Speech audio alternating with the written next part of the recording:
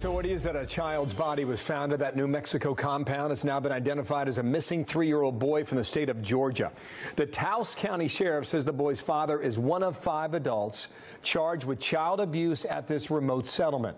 Some could soon be released from jail. Lisa Cunha is on that, live on the ground there in Taos, New Mexico with the latest. What do we have today, Lisa?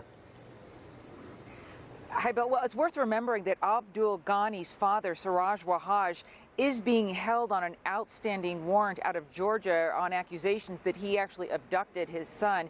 And the question now is, with his remains being identified, will the district attorney here bring more charges? Prosecutors told the judge the children found on the compound told investigators Abdul Ghani died during a religious ritual and was denied medication for his epilepsy.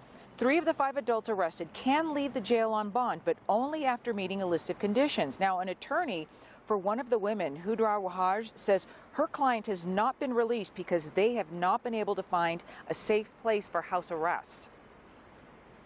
Until I'm satisfied that that can happen, she won't be released because of the intense rhetoric and, in some cases, threatening commentary that's been occurring, and not just in Taos. It's been all over the internet.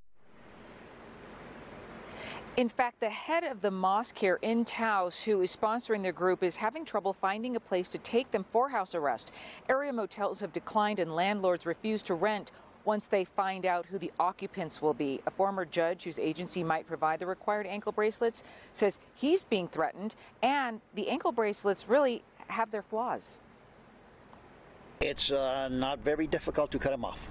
It's pretty simple. If they tamper with them, it's anybody can do it. It's just a matter of having something that's sharp and cut them.